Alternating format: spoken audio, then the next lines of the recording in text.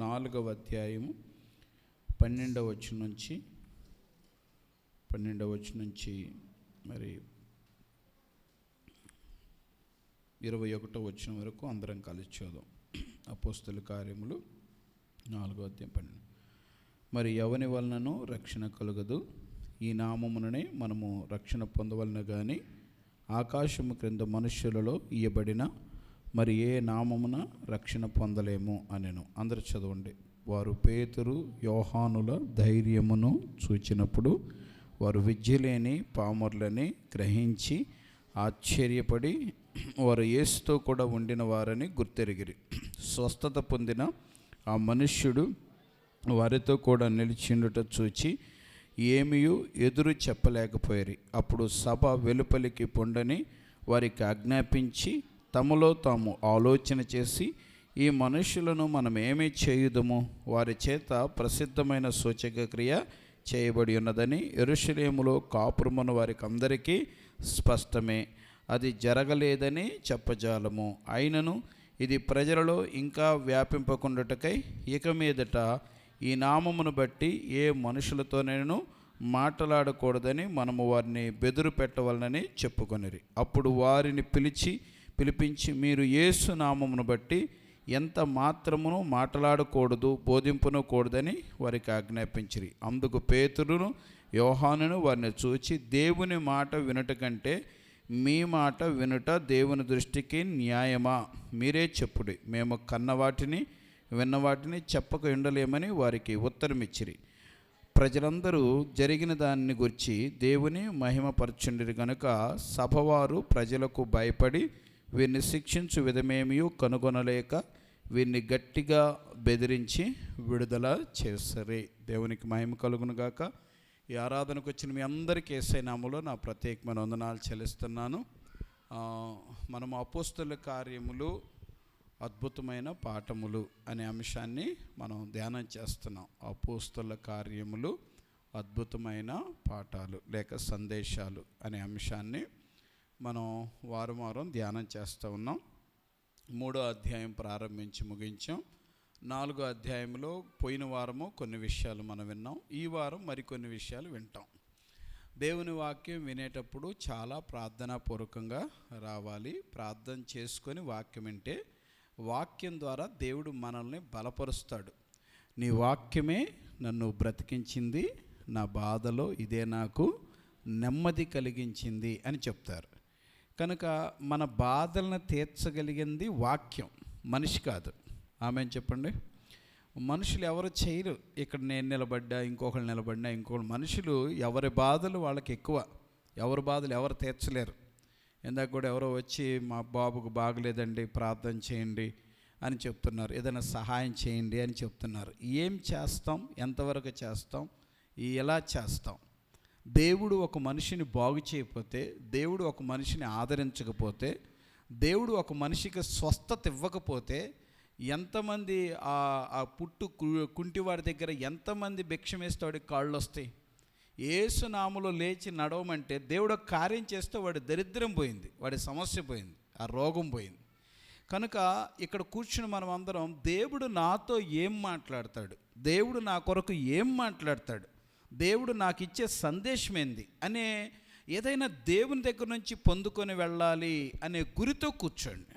అప్పుడు దేవుడు కార్యం చేస్తాడు. లేకపోతే మనం వచ్చిన స్థితిలోనే వెళుతూ మనకేమనిపిస్తుంది అంటే, నేను మందిరానికి వెళ్ళాను కానీ నాకేమీ సాటిస్ఫాక్షన్ లేదు, లేకపోతే నాతో ఏమీ దేవుడు మాట్లాడినట్లేదు, నేను వెళ్ళాను వచ్చాను ఉపయోగం లేదు అన్నట్లుగా ఉంటుంది. మీకు ఇక్కడ దాకా వచ్చి మీకు ఏమీ ఉపయోగపడలేదంటే అది ఖచ్చితంగా చాలా నష్టమే.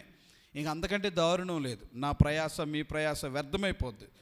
సో అందుకనే దేవుడు మాట్లాడతారు. దేవుడు ఎవరిని ఉచితంగా పంపించడు. నన్ను కూడా ఇలాగ ఉచితంగా పంపించడు ఇక్కడ నుంచి. సో నేను దేవుని వాక్యంపై ఆధారపడతాను. దేవుడు నాతో మాట్లాడని నేను అడుగుతున్నా, ఇప్పటికీ అడుగుతున్నా. ఇప్పుడు ప్రార్థనాపూర్వకంగా వచ్చా, ఇప్పటికీ అడుగుతున్నా. కనుక మొట్టమొదటి మనం నేర్చుకునే ఈ పాఠంలో ఈరోజు మనం నేర్చుకునే మొదటి విషయం ఏంటంటే, రక్షణను గురించి పేతురు యోహానులు మాట్లాడుతున్నాడు. కనుక మొదటి విషయం రక్షణ యొక్క ప్రాముఖ్యత అనే మాట నేర్చుకుందాం. రండి. 4వ అధ్యాయము 12వ వచనం. 4:12 ఎవరన్నా చదవండి ఒకళ్ళు. మరి ఎవని వలనను రక్షణ కలుగదు. ఈ నామముననే మనము రక్షణ పొందవలన కానీ ఆకాశము క్రింద మనుష్యులలో ఇయ్యబడిన మరి ఏ నామమున రక్షణ పొందలేమని అనెను. ఎవరు మాట్లాడుతున్నారు? పేతురు మాట్లాడుతున్నాడు. దేని గురించి మాట్లాడుతున్నాడు? రక్షణ గురించి మాట్లాడుతున్నాడు. ఎవరితో మాట్లాడుతున్నారు? అక్కడ వ్యతిరేకంగా పనిచేస్తున్న వారితో మాట్లాడుతున్నారు. యేసు ప్రభు నామమునే మనకు రక్షణ ఉన్నది. ఈ నామం ఆకాశము క్రింద ఉన్న నామాల్లో ఈ నామంలోనే రక్షణ ఉంది, మరి ఏ నామంలో రక్షణ లేదు అని చెప్తున్నాడు. సో ఇక్కడ కూర్చున్న మనం అందరం నేర్చుకోవాల్సిన మొదటి పాఠం ఏంటంటే అసలు రక్షణ గురించిన కనీస అవగాహన ఉండాలి. రక్షణ గురించిన కనీస ఆ విషయాలు, ఆ రక్షణ గురించిన కనీస గ్రహింపు ఉండాలి. నిజంగా మనకు రక్షణ ఎలా వస్తుంది? అసలు నేను ఎలా రక్షించబడతాను? ఇక్కడ దాకా వచ్చేది ఎందుకు? మనం రక్షణ పొందాలి. ఒక మాటలో చెప్పండి, నేను రక్షణ అన్నప్పుడల్లా మనం మోక్షం చేరాలి, మన పరలోకం చేరాలి. ఎందుకు పరలోకం చేరాలి? ఈ భూమి మీద మన జీవితం శాశ్వతం కాదు. బైబిల్లో స్పష్టంగా చెప్తుంది. ఏమనంటే నరుని ఆయువు గడ్డి పువ్వు వంటిది కనుక అది రాలిపోద్ది, నీటి బుడగ వంటిది అది పగిలిపోద్ది, కనుక త్రాసు మీద ధూళి వంటిది అది ఊరికి వెళ్ళిపోద్ది. సో మనిషి జీవితం చాలా ఆశ్చర్యకరమైన విషయం ఏంటంటే ఇంతలో కనబడి అంతలో మాయమైపోయే ఆవిరి. అంటే ఈ జీవితం ఎప్పటికీ ఎవరికీ శాశ్వతం కాదు. ఇలా మాట్లాడుతున్న నాకు శాశ్వతం కాదు.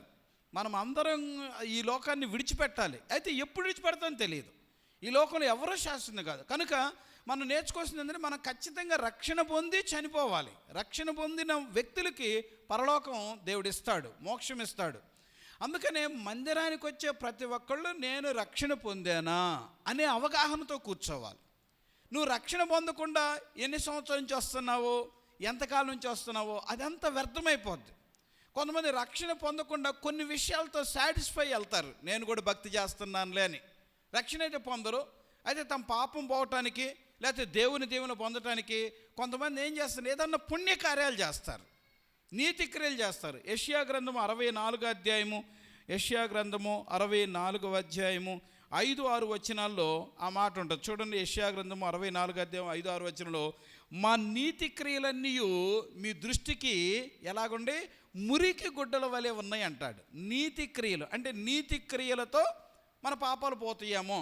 ఎవరికైనా సహాయం చేస్తే, దాన ధర్మాలు చేస్తే, ఏదైనా పుణ్యాలు చేస్తే, లేకపోతే దేవుడికి ఏదైనా కానుకలు ఇస్తే మన సమస్య పోద్దేమో అనుకుంటారు. కానీ అది కాదు, అది అలా కాదు. దేవుడు అలాగా చేయడు. కొంతమంది ఏం చేస్తారు? దేవునికి అర్పణలు అర్పిస్తారు, బలులు అర్పిస్తారు. హెబ్రీలకు రాసిన పత్రిక 10వ అధ్యాయంలో ఈ మాట ఉంటుంది. హెబ్రీ పత్రిక 10:4-10 వచనాల్లో మేకల యొక్కయు కోడెల యొక్క రక్తము వలన పాపము పోదు అని అంటాడు. మేకల యొక్కయు కోడెల యొక్క రక్తం. నిజంగా చాలామంది అంటే కొంతమంది బలులు అర్పణలు ఇస్తారు. బలులు అర్పణలు ఇవ్వటం వల్ల చాలామంది ఏం చేస్తారు? ఓ నా పాపం పోద్దులే, ఇట్లాగా నేను రక్షణ పొందుతానులే, నేను దేవుని దగ్గరికి వెళ్తానులే, లేకపోతే దేవుని దీవెనలు పొందుకుంటానులే అని ఆలోచన చేస్తూ ఉంటారు. అది కూడా సాధ్యం కాదు. సో రక్షణ విషయంలో మనకుండాల్సిన ప్రత్యేకమైన కన్ఫర్మేషన్ ఏంటంటే కేవలము ఈ నామం మనగా యేసు ప్రభు నామం వల్లనే మనకు రక్షణ వస్తుంది. అందుకని యేసు రక్తము ప్రతి పాపముల నుండి మనలను పవిత్రులుగా చేస్తుంది. ఆ రక్తము ద్వారా, ఆ పవిత్రమైన రక్తము ద్వారా పాపం పోద్ది. ఇది కథ కాదు, ఇది నిజం. నేను కూడా యేసు ప్రభు నమ్మకమునుపు ఇలాగ చెప్తుంటే ఇది ఇలా చెప్తారు, ఇది ఒక కథ అనుకునేవాడిని. లేదు, ఇది నిజంగా ఎప్పుడైతే రక్షణ పొందానో, మారు మనసు పొంది బాప్తిని తీసుకున్నాను, ఆ అపరాధ భావం నుంచి దేవుడు నన్ను విడిపించాడు. అందుకని ఇక్కడ కూర్చుని మీ అందరికీ చెప్తున్న విషయం ఏంటంటే ఇంకా రక్షణ పొందిన వాళ్ళు ఇంత పూర్తి వివరణ నేను ఇప్పుడు ఇవ్వలేకపోతున్నాను, కానీ మీరు దాన్ని సీరియస్గా తీసుకొని ఖచ్చితంగా రక్షించబడండి. ఒకళ్ళు ఇంకా ఏదన్నా తెలియని విషయాలు ఏదన్నా ఉంటే ప్రార్థన అయిపోయినాక దేవుని సేవకులంగా మమ్మల్ని కలిసి, అన్న మేము రక్షణ పొందాలనుకుంటున్నాం, నేనేం చేయాలి, ఎలా చెప్పాలి, మరి నా రక్షణ కొరకు నేను చేయాల్సిందేంటి అని అడిగి తెలుసుకోండి. అప్పుడు దేవుడు సహాయం చేస్తాడు. దేవుని వాక్యం ద్వారా మీకు ఇవ్వాల్సిన సందేశాన్ని ఇస్తాం. ఆ రీతిగా మీరు రక్షించబడాలని నేను ప్రేమతో తెలియజేస్తున్నాను. సో ఆది సంఘానికి పేతురు చెప్తున్న అతి ప్రాముఖ్యమైన విషయం ఏంటంటే ఈ భూమి మీద రక్షణ అనేది యేసు ప్రభు నామం వల్లనే ఉన్నది. ఈ నామమును తప్ప ఆకాశము క్రిందున్న ఏ నామం ద్వారా రక్షణ పొందలేము అని చెప్తున్నాడు. బాప్తిస్మాలు తీసుకున్న వాళ్ళు కూడా రక్షణ గురించిన పూర్తి గ్రహింపు కలిగి ఉండాలి. చాలామంది మారు మనసు పొందాం, బాప్తిస్మం తీసుకున్నాం, తొట్టిలో మునిగేసాం, అయిపోయింది కదా, ఇంకా నేను రక్షణ పొందినట్లే కదా అని అనుకోకండి. దయచేసి నువ్వు నిజమే రక్షణ పొందావు, కానీ హెబ్రీ పత్రిక 2:1-3 నుంచి ఏం చెప్తుంది? ఇంత గొప్ప రక్షణను మనము నిర్లక్ష్యం చేసిన ఎడల ఎలాగూ తప్పించుకుందాము అంటే, నువ్వు రక్షణ పొందావు, ఇక దాన్ని ఏం చేయకూడదు? మాట్లాడి, ఏం చేయకూడదు? నిర్లక్ష్యం చేయకూడదు.